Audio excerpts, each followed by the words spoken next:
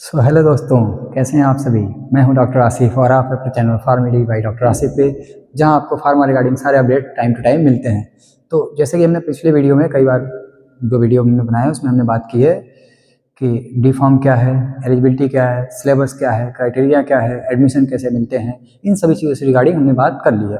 आज हम सिलेबस के लिए एक पूरा का पूरा ओवरव्यू लेंगे कि डी फार्म फर्स्ट ईयर में आपको क्या पढ़ने होते हैं, सेकेंड ईयर में आपको क्या पढ़ने होते हैं, कौन कौन से सब्जेक्ट होते हैं, कितने पासिंग मार्क्स होते हैं, किस में क्या पढ़ना होता है, इन सभी चीज़ों से रिलेटेड आज हम बात करेंगे। तो आइए शुरू करते हैं चीज़ों को, ठीक है। बने रहिएगा वीडियो के लास्ट तक। आइए शुरू करते हैं। जैसा कि आप देख रहे हैं यहाँ पे लिखा है डी फार्म सिलेबस ओवरव्यू, यानी कि पूरी की पूरी यहाँ पे आपको ओवरव्यू देखने को मिलेंगी। इसमें क्या क्या हम कवर करेंगे इसके बारे में बात करें तो कितने सब्जेक्ट हैं, कौन कौन से सब्जेक्ट हैं, किसमें क्या पढ़ते हैं, एग्जाम पैटर्न क्या है और हमको कितने मार्क्स लाने होंगे पास होने के लिए, इन सभी चीज़ों के बारे में आज हम क्या करेंगे, डिस्कस करेंगे। तो पहले हम आपको बता दें, देखिए सिलेबस तो सब पढ़ लेते हैं, क्या टॉपिक है ये सब जान जाते हैं। हम पहले इस सब चीज़ों को बेसिक इसलिए कवर कर रहे हैं ताकि हमको पढ़ना क्या है ये पता चल जाए, किस सब्जेक्ट में क्या पढ़ना होता है। यही ज़्यादातर बच्चे लेके कंफ्यूज होते हैं। हमने ऑफलाइन क्लासेस में भी देखा है कि बच्चे यही नहीं समझ पाते कि सर इस सब्जेक्ट में हम पढ़ते क्या हैं। पढ़ने को तो चलिए पढ़ लेंगे, जो सिलेबस है उसके अकॉर्डिंग हम तैयारी भी कर लेंगे, लेकिन एक्चुअल में हम जान ही नहीं पाते हैं कि किस सब्जेक्ट में पढ़ना क्या है और हमको कितना पढ़ना है और क्या किस सब्जेक्ट में पढ़ते हैं, उससे फ़ायदा क्या है। यही सारी चीज़ों में बच्चे कंफ्यूज रहते हैं कि ये जो टॉपिक चल रहा है सर ये किस सब्जेक्ट का है, इसको पढ़ना क्यों आवश्यकता है। तो इन सभी चीज़ों में लोग कन्फ्यूज रहते हैं।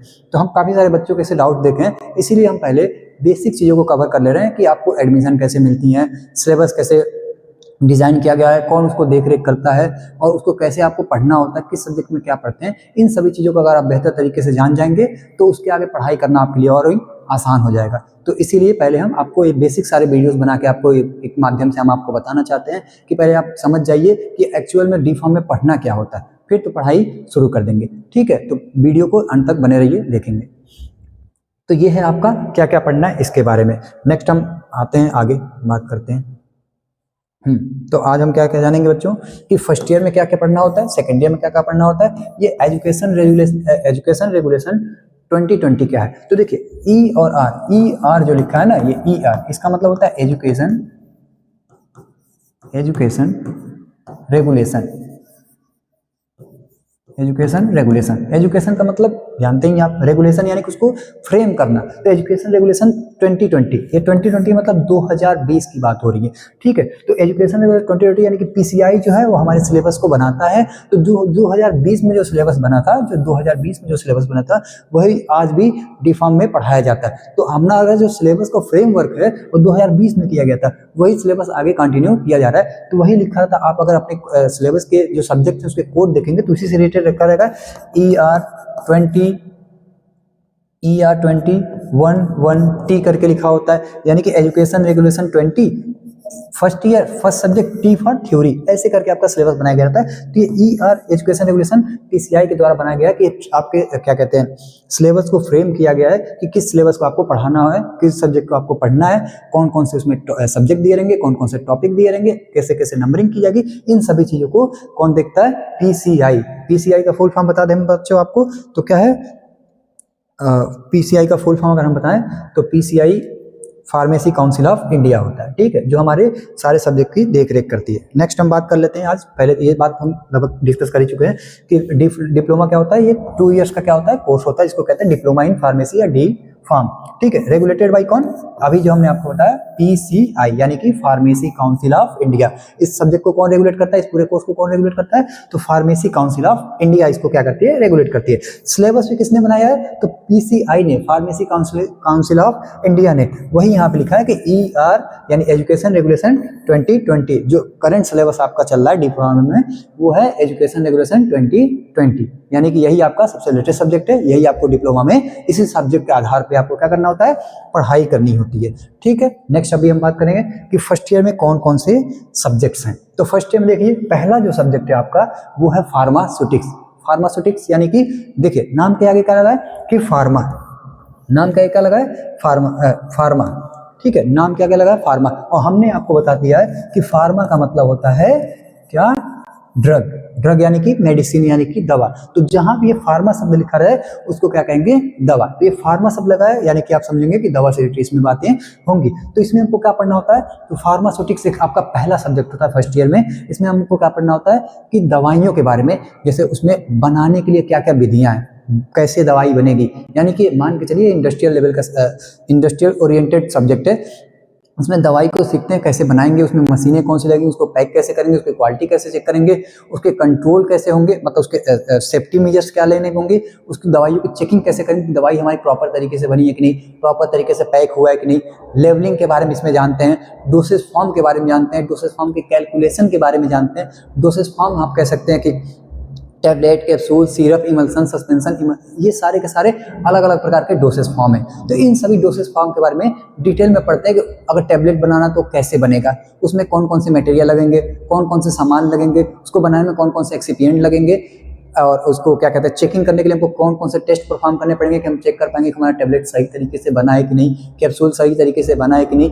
इन सभी चीज़ों के बारे में हम डिटेल में इस सब्जेक्ट के अंदर पढ़ते हैं। तो ये सारी चीज़ डील करती है, एक इंडस्ट्रियल ओरिएंटेड सब्जेक्ट है। इसमें हमको बेसिकली क्या जानना होता है कि दवाइयाँ बनती कैसे हैं कंपनी के अंदर, फार्मा कंपनी के अंदर दवाइयों को मैन्युफैक्चरिंग कैसे होती है, उसकी टेस्टिंग कैसे होती है, उसकी पैकेजिंग कैसे होती है, उसकी लेवलिंग कैसे होती है, ये सारे हम फर्स्ट के सब्जेक्ट में जानते हैं। दूसरा क्या, फार्मास्यूटिकल केमिस्ट्री। केमिस्ट्री भी जानना बहुत जरूरी है क्योंकि आप जानते हैं कि सारी दवाइयाँ क्या होती हैं, केमिकल्स होती हैं। तो इन केमिकल्स को मतलब सिंथेसाइज कैसे करते हैं, इन सभी चीज़ों के बारे में पढ़ते हैं। जो भी दवाइयों को देखेंगे दवाइयों की केमिस्ट्री क्या है, अगर ये पैरासीटामोल है तो इसमें कौन कौन से मतलब ग्रुप लगे हुए हैं, इसका स्ट्रक्चर क्या है, उसका ब्रांड नेम क्या है, उसका स्टोरेज कंडीशन क्या है, वो मार्केट में किस नाम से बेचती हैं, पैरासीटामोल को और क्या कहते हैं, इसके डोज कौन कौन से आते हैं, स्ट्रेंथ क्या क्या होता है, इसकी प्योरिटी चेक करना, इम्प्योरिटी चेक करना, लिमिट टेस्ट परफॉर्म करना, ठीक है। और दवाइयों के क्लासेस के बारे में भी थोड़ी बहुत जानकारी हम इस सब्जेक्ट के अंदर लेते हैं, यानी कि दवाइयों की केमिस्ट्री को पढ़ते हैं, उसको क्या कहते हैं, फार्मास्यूटिकल केमिस्ट्री, क्योंकि इसके भी नाम के आगे क्या लगा है आपका, फार्मा। नेक्स्ट बात कर ले फार्माकोग्नोसी। देखिए फार्माकोग्नोसी, आप जानते होंगे कि मैक्सिमम जो दवाइयाँ होती हैं प्लांट सोर्स से मिलती हैं। देखिए सिर्फ प्लांट ही नहीं है, एनिमल से भी दवाइयाँ निकाली जाती हैं, प्लांट से भी निकाली जाती हैं, मिनरल से भी निकाली जाती हैं, सिंथेसाइज भी की जाती हैं, इन सभी चीज़ों से दवाइयों को बनाई जाती हैं। लेकिन अगर मुख्य तौर पे बात कर ले तो प्लांट जो होते हैं वो क्या होते हैं, मुख्य तौर पे हमारे क्या होते हैं, दवाइयों के सोर्स होते हैं। क्रूड ड्रग का मतलब ये हो गया बच्चों कि प्लांट से रिलेटेड दवाइयों को निकालना। तो पहले देखिए प्लांट से दवाइयाँ, जैसे आप जानते होंगे बचपन में कि क्या होता था, हमको कोई बीमारी होती थी, कोई दिक्कत होती थी, सूजन हो गया, दर्द हो गया, तो हम लोग प्लांट से कोई पत्ता लाते थे, किसी का जड़ लाते थे, किसी का स्टेम लाते थे, इन सभी चीज़ों को क्या करते थे, लेकर अपनी स्किन पे या माउथ पर जहाँ भी हमको दिक्कत होती थी उसको लगाते थे, तो हमारा सूजन दर्द सारी चीज़ें खत्म हो जाती थी। बहुत सारे ऐसे मसाले हैं जिनके अंदर कुछ बीमारी को ठीक करने वाले गुण होते हैं। बहुत सारे ऐसे पौधे हैं जो बीपी को ठीक करने वाले, शुगर को ठीक करने वाले, कैंसर को ठीक करने वाले, कैंसर तो मतलब ना इलाज है लेकिन कुछ दवाइयों में बताया जाता है कि कुछ छोटे मोटे कैंसर को ठीक करने के लिए इलाज किया जा सकता है। तो ऐसे बहुत सारे पौधे हैं जिनसे हमको क्या दवाइयाँ प्राप्त होती हैं। उन दवाइयों को क्या करते हैं, प्लांट आउट करके उसको कैसे प्योरीफाई करना है, प्योरीफाई करके कैसे उसको डोसेज फॉर्म यानी कि टैबलेट, कैप्सूल, सिरप, इमल्सन जो भी आप बनाना चाहते हैं उसमें कैसे कन्वर्ट करना है, इन सभी चीज़ों को इसमें पढ़ते हैं। कन्वर्ट करने की तो मेनली बात करें तो हम फार्मास्यूटिक्स में पढ़ते हैं, लेकिन दवाइयों को एक्सपेक्ट करना, प्योरीफाई करना और कैसे किस माध्यम से एक्सपेक्ट करेंगे, इन सभी को हम फार्माकोग्नोसी में पढ़ते हैं। यानी कि ये एक प्लांट से रिलेटेड सब्जेक्ट है, वो भी वो वाले प्लांट जिससे हमको क्या मिलती है, दवाइयाँ मिलती हैं। नेक्स्ट बात कर लें ह्यूमन एनाटॉमी एंड फिजियोलॉजी। बहुत ही इंपॉर्टेंट चैप्टर, बहुत ही इंपॉर्टेंट चैप्टर। पर ह्यूमन के ऊपर हम क्या करते हैं, दवाइयों का उपयोग करते हैं। एनिमल के ऊपर भी मान सकते हैं लेकिन वो वेटरनरी में आ जाता है। मेनली क्या हमको ह्यूमन के ऊपर दवाइयों को यूज़ करना होता है। तो जो दवाई हम खाएंगे वो हमारे किस सिस्टम में जाकर किस तरह काम करेगा, ये जानने के लिए उससे भी पहले हमें ये जानना होगा कि हमारी बॉडी सिस्टम में क्या क्या है, बॉडी सिस्टम किस चीज़ से मिलकर बना है, उसके स्ट्रक्चर क्या है, उसके फंक्शन क्या है, उसके कैसे कैसे मतलब बनाया गया है, जैसे सेल, टिश्यू, ऐसे सारी चीज़ें कैसे कैसे उसको डिज़ाइन किया गया। अपने बॉडी के स्ट्रक्चर, फंक्शन के बारे में हमको जानना बहुत आवश्यक है। अगर आप इस बात को जानते रहेंगे, आपको नॉर्मल वैल्यूज पता होगी, तभी आप बीमारियों का भी पता लगा पाएंगे। जैसे हम बात कर लें, अगर आपको एचबी की वैल्यू पता करनी है तो ये जो सब्जेक्ट है ह्यूमन एनाटॉमी फिजियोलॉजी, इसमें जो आप चैप्टर पढ़ेंगे तो उसमें आपको एचबी के बारे में पढ़ाया जाएगा। ब्लड वाले चैप्टर में आपको एचबी के बारे में पढ़ाया जाएगा, वहाँ पे आपको नॉर्मल वैल्यू बताई जाएंगी। तभी तो आप कोई पैथोजन या किसी डिजीज से आप इन्फेक्ट होंगे, अगर आपके अंदर ब्लड की या एचबी की कमी होगी तो आप नॉर्मल रेंज जानते रहेंगे, तभी तो पता लगा पाएंगे कि उससे बढ़ा है यानी कि बढ़ा हुआ है तब भी हमको दिक्कत है, घटा है तो भी हमको दिक्कत है। तो उसको कैसे पता लगाएं, बीमारियों को कैसे पता लगाएं, बीमारियों को कैसे डायग्नोसिस करें, इसमें हमारा बहुत ही हेल्प करता है कौन सा, ह्यूमन एनाटॉमी एंड फिजियोलॉजी। तो हमको ह्यूमन एनाटॉमी में पढ़ना क्या होता है, structure and function of our body. तो ये जानना बहुत सा होता है क्योंकि हम इंसान हैं, जनरली तौर पे भी हमको अपने बॉडी के बारे में जानना आवश्यक है। तो ये सब्जेक्ट बहुत ही इंपॉर्टेंट हो जाता है। अगर आगे आप अभी बताएंगे हम आपको सेकेंड ईयर में क्या क्या पढ़ना होता है, तो वहाँ पे इस सब्जेक्ट का बच्चों बहुत ही रोल आता है। ठीक है, ये हो गया आपका ह्यूमन एनाटॉमी और फिजियोलॉजी, जो कि आपका चौथा सब्जेक्ट है। पांचवा बात कर लें तो सोशल फार्मेसी।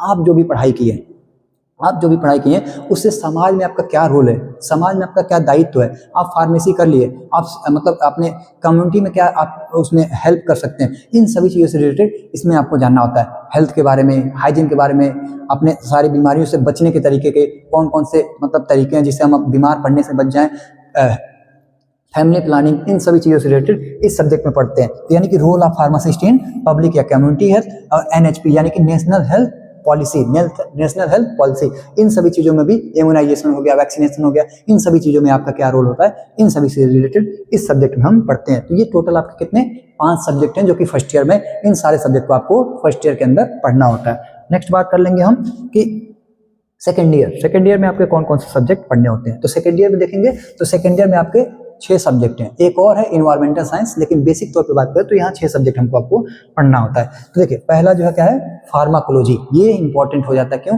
क्योंकि इसमें आपको दवाइयों के बारे में नॉलेज होता है, कौन सी बीमारी में कौन कौन सी दवाइयाँ हैं, उसकी कैटेगरीज क्या हैं, वो दवाइयाँ हमारे अंदर काम कैसे करती हैं, उसके क्या क्या साइड इफेक्ट्स हो सकते हैं, उसके काम करने का जो मैकेनिज्म है यानी तरीका है, वो हमारे शरीर के अंदर जाके कैसे कैसे काम करती हैं, इन सभी चीज़ों को इसके अंदर पढ़ते हैं। साइड इफेक्ट के बारे में जानते हैं कि कौन सी दवा की क्या क्या साइड इफेक्ट है, ये दवा हमारे जब शरीर में जा रही है तो ये दवा हमारे शरीर के अंदर जाके कैसे काम कर रही है, और हमारा शरीर इस दवा के साथ क्या कर रहा है, इन सभी चीज़ों को इस सब्जेक्ट के अंदर पढ़ते हैं। मेनली बात करें तो ये दवाइयों का पढ़ाई है, इसमें दवाइयों के बारे में, जो आप दवाइयाँ खाते हैं इन दवाइयों को इसमें पढ़ते हैं कि कौन सी बीमारी में कौन कौन सी दवाइयाँ होती हैं। नेक्स्ट है community pharmacy and management. Community pharmacy, जैसा कि नाम है कम्युनिटी फार्मेसी, तो यानी कि कम्युनिटी से रिलेटेड है, यानी कि सोशल में आपका क्या दायित्व है, इसी बारे में फार्मेसी प्रैक्टिस को अगर आपको करना है, फार्मेसी प्रैक्टिस चलाना है, उसके मैनेजमेंट के बारे में तौर तरीकों को आपको क्या करता है, सिखाता है कि समाज में आपको अपनी कम्युनिटी के अंदर कैसे कैसे रोल को प्ले करना है, इसके बारे में आपको जानना होता है। बायोकेमिस्ट्री एंड क्लिनिकल फार्मेसी है जो आपका थर्ड सब्जेक्ट है। तो इसमें क्या होता है, बायोकेमिस्ट्री एंड क्लिनिकल, इसमें आपको एंजाइम्स, प्रोटीन्स, कार्बोहाइड्रेट, इन सभी के मेटाबॉलिज्म, इनके स्ट्रक्चर, इनके नाम, इन सभी चीज़ों को पढ़ना होता है। यानी कि जो हमारे शरीर के अंदर बहुत सारे हार्मोन्स होते हैं, बहुत सारे एंजाइम्स होते हैं, उनका मेटाबॉलिज्म होता है, हमको एनर्जी मिलती है, कार्बोहाइड्रेट, प्रोटीन्स, एंजाइम, विटामिन्स, और कह सकते हैं कि अमीनो एसिड, इन सभी चीज़ों का पाथवे क्या है, कैसे सिंथेसाइज होते हैं, कैसे बनते हैं, कैसे इसका मतलब हमारे बॉडी में क्या क्या इनका महत्व होता है, इन सभी चीज़ों के बारे में। और क्लिनिकल टेस्ट जो अभी लैब आप टेस्ट कराते हैं ना, उनसे रिलेटेड बेसिक जानकारी हमको इसमें लेनी होती है। जैसे कि आप लीवर फंक्शन टेस्ट कराते हैं, शुगर की जांच कराते हैं, HB की जांच कराते हैं, CBC कराते हैं, इन सभी चीज़ों के बारे में इस सब्जेक्ट के अंदर आपको बेसिक जानकारी लेनी होती है। एक बेसिक तरीके के इसमें सब्जेक्ट जो होते हैं उसको आपको पढ़ने होते हैं। इसमें पैथोलॉजी यानी कि डिजीज को पता लगाने का काम करते हैं। नेक्स्ट है आपका फार्मेकोथेरेप्टिक्स, इसमें दवाइयों को यूज करने का तरीका हमको जानना होता है। दवाइयों को यूज, जैसे आप इसमें हम बताएं कि फार्माकोलॉजी में आप पढ़ते हैं क्या, फार्माकोलॉजी में आप पढ़ते हैं कि दवाइयों को कैसे मतलब क्लासिफाई किया गया। यहाँ पे क्या पढ़ते हैं, थेरेप्टिक, यानी कि थेरेप्टिक्स से रिलेटेड आपको बातें को पढ़नी होती है। थेरेप्टिक्स यानी कि जो भी दवाइयाँ आप पढ़े हैं फार्माकोलॉजी में, उसको सही तरीके से यूज कैसे करना है, इसके बारे में हम जानते हैं। जैसे कि अगर आप सपोज कर लीजिए कि आपको BP है, आपको शुगर है, तो कौन सी दवाई कितने डोज में देनी है, किस तरीके से देनी है, साथ साथ उसके आप और कैसे मैनेजमेंट करेंगे, जैसे फार्माकोलॉजिकल और नॉन फार्माकोलॉजिकल, आपकी डायग्नोसिस कैसे होगी, उसकी ट्रीटमेंट कैसे होगी, कितने टाइम तक दवाइयों को खानी होती है, इन सभी चीज़ से रिलेटेड फार्माकोथेरेटिक्स में हम डील करते हैं। नेक्स्ट जो है आपका क्या है, हॉस्पिटल एंड क्लिनिकल फार्मेसी, यानी कि हॉस्पिटल को अगर आप कहीं जॉब कर रहे हैं, हॉस्पिटल में, क्लिनिकल में, तो वहाँ पे आप कैसे जॉब करेंगे, उसको इस सब्जेक्ट के अंदर हम पढ़ते हैं कि हॉस्पिटल में आपका क्या रोल है, हॉस्पिटल की सेटअप कैसे होगी, हॉस्पिटल के अंदर जो फार्मेसी है उस फार्मेसी में क्या आपका रोल है, उसकी सेटअप कैसे होगी, ठीक है। और क्या और बात कर लें हम तो उसमें जो खरीद फरोख्त, दवाइयों की जो खरीद फरोख्त करनी होती है, स्टॉक करनी होती है, एक्सपायरी दवाइयों को मैनेज करना, इन सभी चीज़ों को इस हॉस्पिटल में आपको पढ़ना होता है। क्लिनिकल फार्मेसी यानी कि इसमें पेशेंट काउंसलिंग से रिलेटेड, वार्ड राउंड के रिलेटेड, ADR रिपोर्ट करने से रिलेटेड, क्लिनिकल फार्मासिस्ट का ये सारा जो रोल होता है, वार्ड राउंड में पार्टिसिपेट करना, ADR को रिपोर्ट करना, इन सभी चीज़ों से रिलेटेड इसमें करते हैं। पेशेंट काउंसलिंग एक बहुत ही इंपॉर्टेंट रोल हो जाता है फार्मासिस्ट का, पेशेंट के डिजीज मैनेजमेंट के अंदर। तो इन सभी चीज़ों को हम इस सब्जेक्ट में पढ़ते हैं। दवाइयों को अरेंज करना, स्टोर करना हॉस्पिटल फार्मासिस्ट का ही काम होता है। लास्ट जो आप बात करें तो क्या है, pharmacy law and ethics. Pharmacy law and ethics, law and ethics यानी नियम और कानून है। तो आप जानते हैं हर एक चीज़ का नियम और कानून है। जैसे कि अगर आप फार्मेसी कर रहे हैं तो फार्मेसी में भी बहुत सारी ऐसी दवाइयाँ हैं जो बिना प्रिस्क्रिप्शन को आपको मिल जाती हैं। बहुत सारी ऐसी दवाइयाँ हैं जो प्रिस्क्रिप्शन से ही मिलती है। प्रिस्क्रिप्शन की बात कर ले, प्रिस्क्रिप्शन यानी कि डॉक्टर के द्वारा लिखा हुआ पर्चा, यानी अगर आपका डॉक्टर का पर्चा है तभी वो दवाइयाँ आपको मिलेंगी। बहुत सारे ऐसे नार्कोटिक्स, नशीली दवाइयाँ भी आती हैं, और भी बहुत सारी दवाइयाँ जो कि बनाई तो गई हैं यूज आपके बेहतर बीमारी को ठीक करने के लिए, लेकिन उसका गलत इस्तेमाल हो जाता है। जैसे कि ओवरडोज, मिस यूज कह सकते हैं, एब्यूज कह सकते हैं। ऐसी भी दवाइयाँ होती हैं जो मतलब सही तरीके से उसको इस्तेमाल ना करने से बहुत सारे हमारे शरीर को हानि पहुंचा देती है। तो इन सभी चीज़ों को बचने के लिए बहुत सारे नियम और कानून बनाए गए हैं। उसकी स्टॉकिंग कैसे करनी है, उसके रजिस्टर को कैसे मेंटेन करना है, हाँ कौन सी दवाई किस बीमारी में दे सकते हैं, कितना दे सकते हैं, उन सभी चीज़ों को जो भी हानिकारक दवाइयाँ हैं या नशीली दवाइयाँ हैं, इन सभी का क्या होता है, रिपोर्ट करना होता है। गवर्नमेंट के नज़र में बताना होता है कि ऐसी ऐसी दवाइयाँ जो बिक रही हैं किस पेशेंट को दे रहे हैं, कितने माध्यम में दे रहे हैं, कब तक चला रहे हैं, क्यों चला रहे हैं, क्यों चलाना जरूरी है। इन सभी चीज़ के लिए क्या है, रूल और रेगुलेशन है, ताकि जो प्रोफेशन है वो बेहतर तरीके से होगा, दवाइयों का मिसयूज ना हो पाए। और भी बहुत सारे होते हैं जैसे एबॉर्शंस के केस में, और नारकोटिक को आपको बता ही दिए, और भी फार्मेसी एक्ट को कैसे रेगुलेट करना है, ड्रग एंड कॉस्मेटिक को कैसे मेंटेन करना है, फैक्ट्री एक्ट क्या है, लेबर एक्ट क्या है, इन सभी चीज़ों से रिलेटेड इस सब्जेक्ट के अंदर पढ़ते हैं। तो ये हम आपको बता दिए क्या फर्स्ट ईयर में क्या क्या पढ़ते हैं, सेकेंड ईयर में क्या क्या पढ़ते हैं, इन दोनों के बारे में हम आपको एक डिटेल में हमने डिस्कस कर लिया कि कौन कौन से सब्जेक्ट हैं और किस सब्जेक्ट में क्या पढ़ते हैं। तो आगे नेक्स्ट हम बात कर लेते हैं क्या, एग्जामिनेशन पैटर्न। आपका जो एग्जामिनेशन पैटर्न है वो कैसा है। तो टोटल जो देखिए मैक्सिमम मार्क्स होता है 100, यानी कि 100 मार्क्स का आपका पेपर होता है। थ्योरी जो होता है वो होता है 80 मार्क्स का, और इंटरनल असेसमेंट यानी कि सेशनल, यानी कि आपके अटेंडेंस रजिस्टर जो आप क्लास किए हैं, जो आप सेशनल दिए, इन सभी चीज़ों को मिला के जो इंटरनल मार्क्स बनता है वो कितना बनता है 20। तो 20 और 80 मिला के आपका हो जाएगा कितना 100। तो 100 मार्क्स का आपका पेपर होता है। देखिए ये हो गया आपकी मतलब थ्योरी वाले एग्जाम का। यह है प्रैक्टिकल एग्जाम। प्रैक्टिकल एग्जाम में आपका 80 मार्क्स का होता है और 20 मार्क्स का होता है। ये भी है टोटल हो जाता है 100 मार्क्स का। 80 मार्क्स में आपको सारा होता है जो आप कॉपी वगैरह लिखते हैं, जो प्रैक्टिकल परफॉर्म करते हैं उसके बेसिस पे, और वाइवा और रिकॉर्ड जो आपने कॉपी बनाई है, जो आपने मतलब प्रैक्टिकल फाइल बनाई है, इन सभी को मिला के कितना हो जाता है 100 मार्क्स का आपका इंटरनल एग्जाम होता है। तो प्रैक्टिकल और थ्योरी दोनों को सेपरेट पास होना आपको मैंडेटरी है, यानी कि सेपरेट दोनों में पास होना आपको आवश्यक है। यानी कि अगर थ्योरी एग्जाम दे रहे हैं तो थ्योरी में भी आपको मिनिमम क्वालिफाइंग मार्क्स लाना है उस सब्जेक्ट को पास होने के लिए, और आप प्रैक्टिकल का दे रहे हैं तो प्रैक्टिकल में भी पास होना जरूरी है। एक बात हम और आपको बता दें, जो पीछे हमने ये बात की थ्योरी और प्रैक्टिकल की, तो एक चीज यहाँ पे हम और बता दें, ये 5 सब्जेक्ट हैं, तो ये 5 जो हैं, 5 जो सब्जेक्ट हैं, ये 5 आपके थियरी हैं, थियरी है। तो इनके 5 प्रैक्टिकल्स भी हैं, प्रैक्टिकल एग्जाम। यानी कि टोटल अगर बात कर ले अलग अलग तो टोटल 10 हो जाएंगे, 5 थ्योरी और 5 इनके प्रैक्टिकल, यानी कि इनके प्रैक्टिकल इनके इन सभी के प्रैक्टिकल भी एग्जाम्स होते हैं। तो ये टोटल आपके 10 हो जाएंगे, और इन 5 में भी आपको पास होना जरूरी है, इन 5 में अभी आपको पास होना जरूरी है। तो टोटल की बात करें तो 10 हो जाएंगे। ऐसे थ्योरी की बात करें तो 5।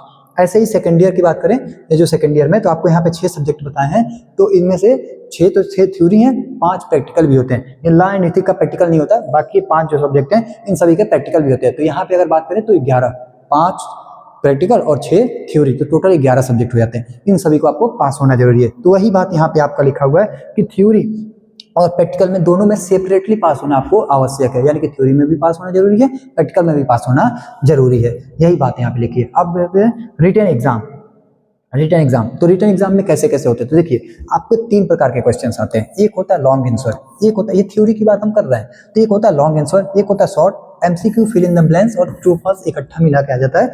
ठीक है, तो टोटल आपके 80 मार्क्स जो बताए हैं वो बनता है, बाकी 20 मार्क्स इंटरनल। तो इसमें कैसे कैसे होते हैं देखिए, तो लॉन्ग आंसर वो होते हैं कितने, 6 क्वेश्चन करने होते हैं। एक क्वेश्चन होता है 5 नंबर के, तो टोटल हो गए 30 नंबर। यहाँ पे आपको 7 क्वेश्चन दिए गए होते हैं, 7 में से किन्हीं 6 प्रश्नों का आपको उत्तर देना होता है, तो ये हो जाते हैं 5 6 के 30 नंबर। ऐसे ही शॉर्ट आंसर 11 आपको दिए रहते हैं, 11 में से किन्हीं 10 को आपको करना होता है, इन 10 में एक को मिलते हैं 3 नंबर, तो टोटल हो जाते हैं 30 नंबर के।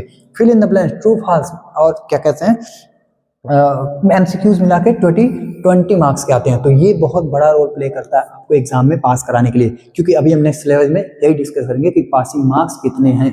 तो ठीक है, तो पासिंग मार्क्स में 20 नंबर का तो यही आ जाता है। और इसमें ध्यान रखिए, गलतियां भी बहुत होती हैं और नंबर भी यही बढ़ाता है। क्यों? क्योंकि MCQ fill in the blanks true false जो है आपको बस टिक करना है, आगे बढ़ना है, टिक करना है, आगे बढ़ना है। अगर आपने सही टिक किया तो इतना लिखने में टाइम लगता है, उसको टिक किए, सही हुआ तो पूरा नंबर, कोई कटने वाली बात नहीं। इसमें अगर मान लीजिए 5 नंबर है, सही लिखेंगे तो 4 नंबर, 4.5 नंबर भी मिल सकता है, 3 नंबर, 2 नंबर भी मिल सकता है। यहाँ पे भाई या तो सीधे सीधे नंबर देता है या तो सीधे सीधे ले लेता है। अगर आपका सही है तो पूरा का पूरा 1 मार्क्स ले जाइए, आपका गलत है तो पूरा पूरा 1 मार्क्स चला जाता है। तो सीधे सीधे, तो अगर आप इस पे फोकस करेंगे तो पास भी आसानी से हो जाएंगे, नंबर भी आपका ये बढ़ाने का काम करता है।